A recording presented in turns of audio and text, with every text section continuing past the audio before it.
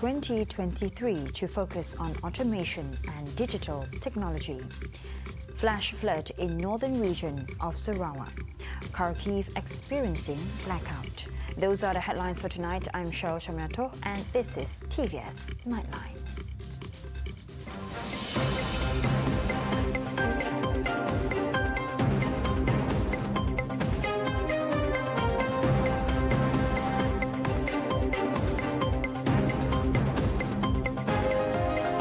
Upcoming budget 2023 will focus on the use of automation and digital technology and the development of a future-ready workforce. Deputy Finance Minister Yamani Hafiz said the government, in collaboration with various parties, is actively preparing the nation for digital transformation to drive sustainable and equitable economic growth. He added that in order for Malaysia to become a high-income country, it is important to ensure that the country's digital ecosystem is strengthened and that future talent is honed. Meanwhile, in a bid to support the development of innovation in Malaysia, the government had approved 99 projects and programs in research, development, commercialization and innovation from 2021 to 2022, with an investment totaling 5.6 billion ringgit. He said so in his speech during the opening ceremony of the KL Venture Finance Forum 2022 and Malaysia Debt Ventures Berhad's 20th anniversary celebration. On the same note, the Deputy Minister said the Finance Ministry had published a public consultation paper for Budget 2023 on the policy on the use of local research and development products, services and technology in government procurement in its effort to empower the technology sector. He added that this is to protect and develop local industries, reduce dependency on imported goods, increase competitiveness and resilience, as well as to develop local technological capabilities to support the technology transfer ecosystem, commercialization and marketing of local R&D results. Meanwhile, Yamani Hafiz said the nation's economic growth momentum is expected to remain steady in the third quarter of 2023, supported by robust economic and social activities, as well as strong domestic and foreign demand. No evacuations were reported as of 10:30 p.m. this evening following the heavy downpour that led to flash flood in the northern region of Sarawak.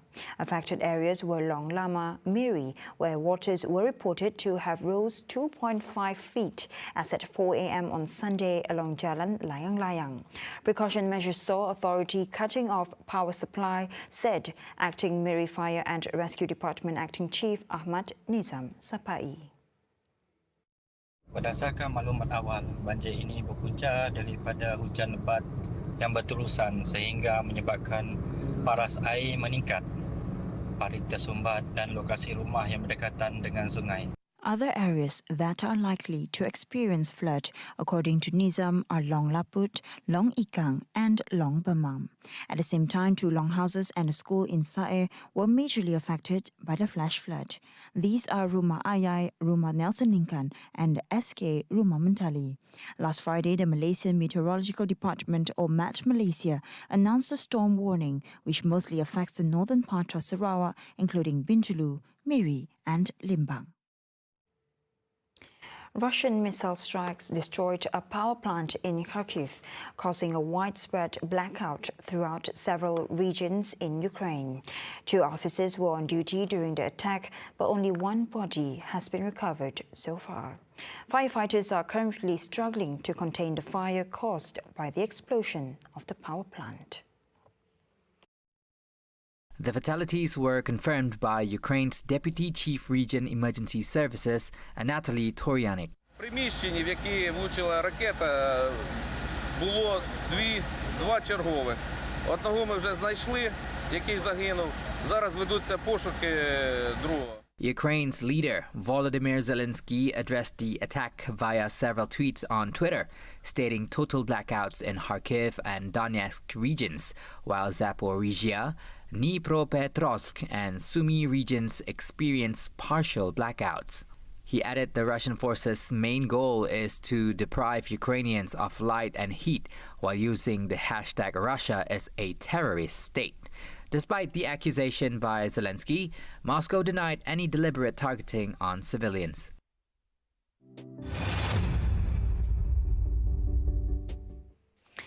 New Pendington, a new modernization hub complementing urban renewal efforts while preserving Kuching as a heritage city.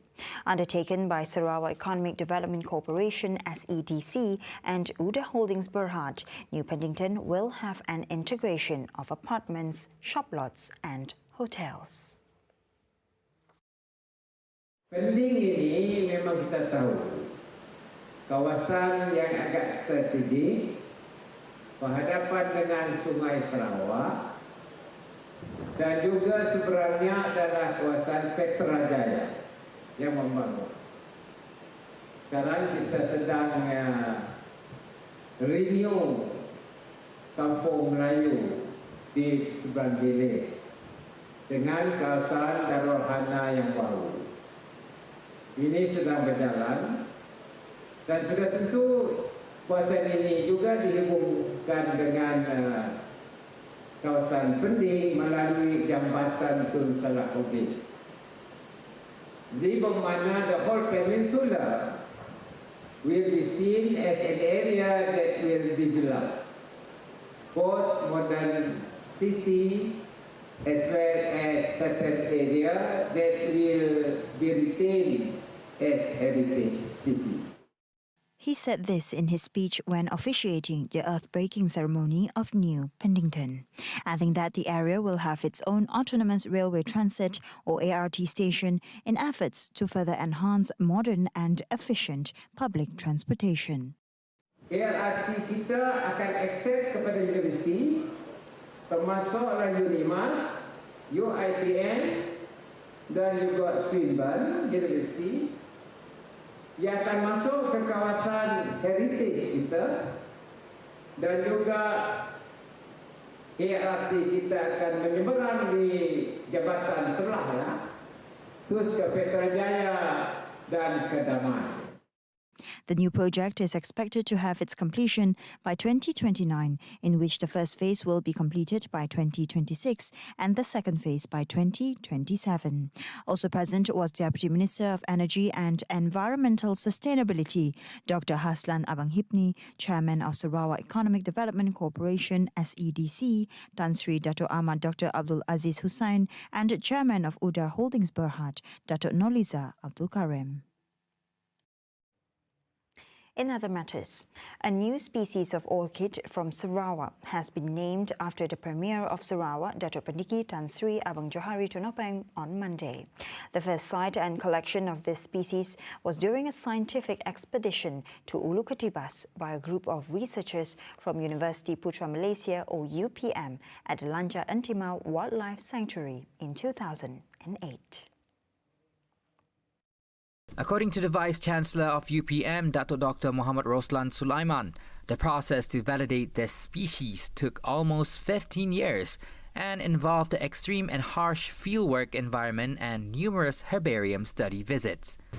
Sebentar tadi juga kita telah memberi cadangan untuk penamaan spesies baru orkid yang ditemui di Sarawak oleh seorang pengkaji daripada UPM, Profesor Rosiago.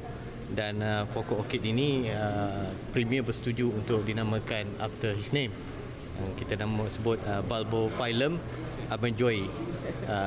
Memang orkid ini sangat unik kerana dia berjalur dan telah ditemui lebih kurang 14 tahun yang lepas. Selepas didaftar selepas 14 tahun dan kita namakan after Premier lah. The orchid can be found at Sungai Ketibas, Song, Sungai Anap, Tatau, Sungai Melinau and Mulu National Park. He told reporters during a press conference after paying a courtesy call to the Premier of Sarawak, led by its chairman's board of directors in UPM, Tengku Syarif Laksamana Perlis, Datuk Seri Diraja Said Diraja Said Razlan Said Putra Jamalulail on Monday. In light of the recent news related to an abandoned baby in Mile 9, Kuching, the Minister for Women, Childhood and Community Wellbeing Development, Dr. Sri Fatimah Abdullah, is saddened by such untoward incident as more of such cases are emerging, reflecting the lack of advocacy among teenagers in regards to their own well-being. In a response statement, Fatimah said the ministry will continue to conduct intervention programs to prevent teenage pregnancy, not just among youth, but students who are mostly underage. Baby dumping and out-of-wedlock pregnancy are considered taboo in our community, Fatimah added, as it goes against all cultural and religious values. Moreover, innocent babies who are dumped will face complications in terms of getting their citizenship, which should not be the case for babies who are born in Malaysia. As of September 12, 2022, 4 cases of baby dumping has been recorded in Sarawak. The Eurocopter EC-120B helicopter pilot who crashed in the Chikus Forest Reserve has succumbed to his injuries. Para-Police Chief Dr. Muhammad Yusri Hassan Basri confirmed the pilot's death during a press conference at the Bidor police station. Transport Minister Dr. Wee Ka Siong stated in a Facebook post that during the rescue mission, the pilot was found unconscious. Inilah makluman terkini mengenai apa yang berlaku. Jadi, saya sendiri telah menghubungi Ketua Polis Perak, Datuk Muhammad Yusni, dan beliau juga memberitahu saya perkara yang sama apabila mesej yang kita terima di CAM, iaitu Search and Rescue Operation Center, memang 18 bangsa tersebut masih lagi hidup, tetapi disebabkan keadaan kecederaan yang parah, maka dalam proses kita menyelamatkan beliau itu telah berlakunya perkara di mana beliau hilang consciousness, dan kita rasa ini satu perkara yang amat malang sekali. Meanwhile, according to Muhammad Yusri, the pilot was found in the cockpit and there were no traces of explosions or burns at the scene. The cause of death will be known pending a post-mortem report. Muhammad Yusri added that the helicopter wreckage will be handled and sent to the Civil Aviation Authority of Malaysia for further investigation. Previously, Wee was reported to have said that a privately owned Eurocopter aircraft lost contact with KLATCC at 12:16 p.m. before the Civil Aviation Authority of Malaysia reported the aircraft as missing. The aircraft's last known location was a forest area near Bidor. It took off from Sultan Abdul Aziz Shah Airport at 11:37 a.m. on Sunday and was scheduled to land at the Sultan Azlan Shah Airport at 12:37 p.m. the same day. Coming up right after the break, alternative imported food sources to be reviewed. Queen's funeral cortege arrives in Dundee. Right here on Tvs Nightline, stay tuned.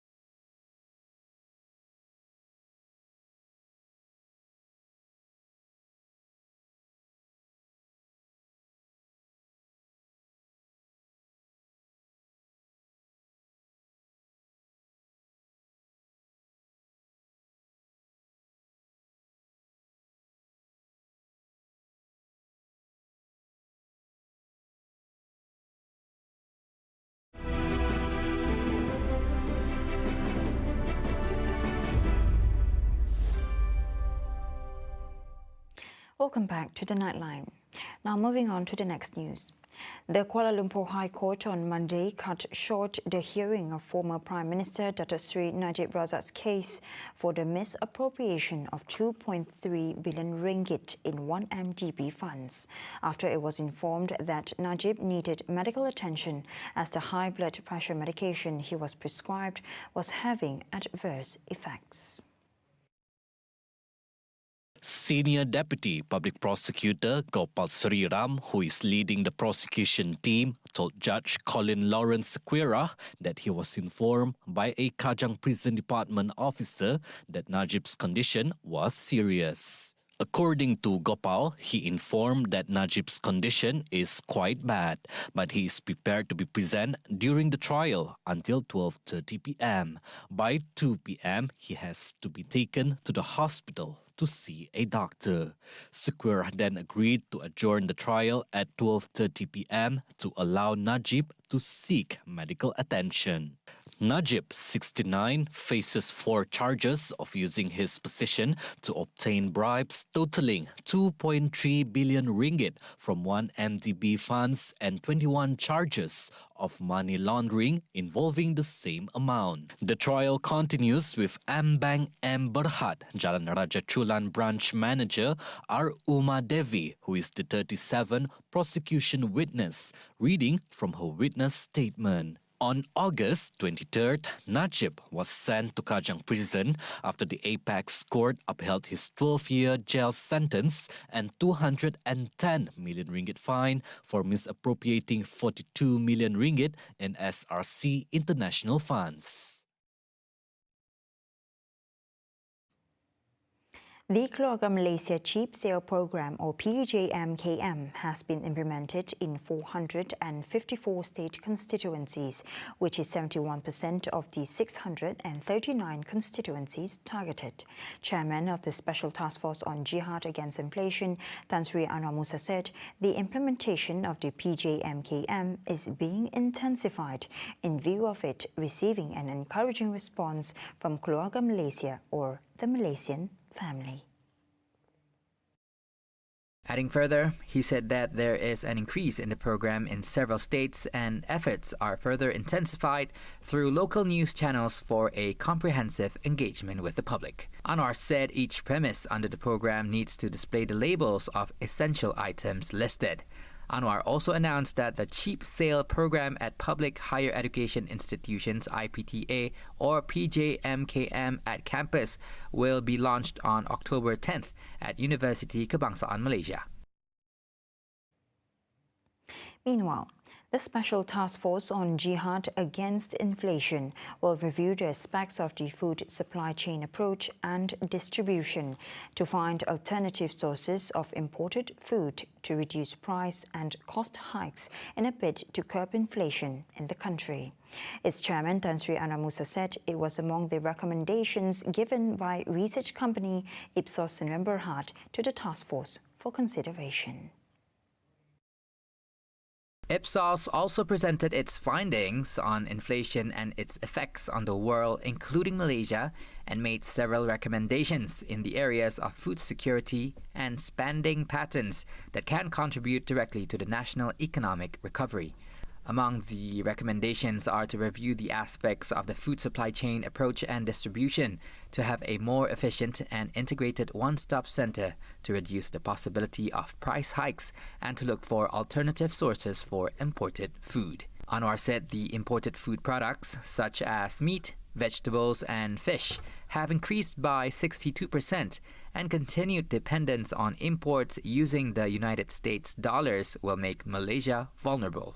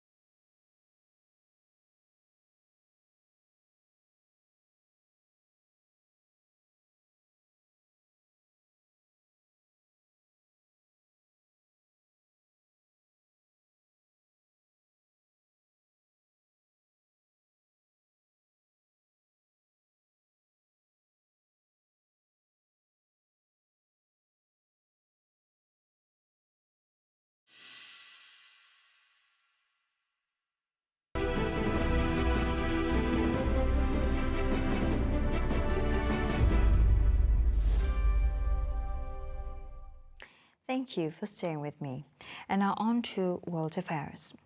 U.S. President Joe Biden invoked the memory of America's united response to the September 11, 2001 attacks by al-Qaeda and vowed to never give up in the face of terrorist threats in a solemn commemoration on Sunday at the Pentagon.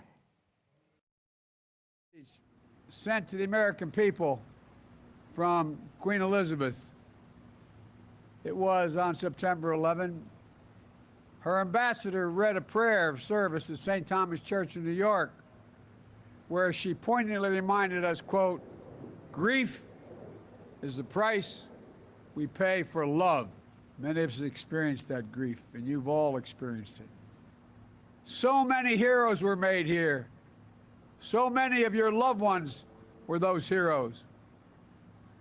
Began almost immediately with civilians and service members leaping to action as the walls collapsed and the roof began to crumble. They raced into the breach between the 4th and 5th corridors. Nearly 3,000 people died in the attacks when al-Qaeda hijackers flew planes into the New York's World Trade Center towers and into the Pentagon in Arlington, Virginia, while a fourth plane crashed in Pennsylvania. Passengers on United Airlines Flight 93 overcame the hijackers and the plane crashed in a field, preventing another target from being hit. There were 59 people aboard American Airlines Flight 77 that crashed into the Pentagon and another 125 in the building that was killed that day. Queen Elizabeth's funeral cortege drove through Scotland's 8th city, Dundee, on Sunday, September 11, after it left her summer home in the Scottish Highlands shortly after 10 a.m. Headed for Edinburgh, the hearse carrying the late monarch's coffin drove past tens of thousands of mourners lining to the route to the Scottish capital, which is expected to last 6 hours. The coffin was draped in the Royal Standard of Scotland with a wreath on top made of flowers taken from the Balmoral estate, including sweet peas, one of Elizabeth's favourites. The cortege from Balmoral is the first of a series of events leading up to the state funeral at Westminster Abbey in London on September 19. As the hearse reached Dundee, hundreds stood beside the road in silence, some throwing flowers into the road. The coffin will be taken to the throne room of the Palace of Holyrood House when it arrives in the Scottish capital. The world of runway isn't what it seems. Want to know more about the potential of photography? Join Haziq Nasir, an entrepreneur and model who will share his insights on this exciting world of fashion. And later, Haryana, a photographer. On Sejahtera Asia tomorrow with hosts Juzak and Jessica Chung. 7:45 a.m. only on TVS Astro Channel 122 and My Freeview. See the world closer with TVS as we bring you the latest news updates both locally and internationally by heading on to our official website at tvstv.my or follow us on our social media platforms. That's all the time we have for TVS Nightline. I'm Cheryl Chamato. Thank you for watching.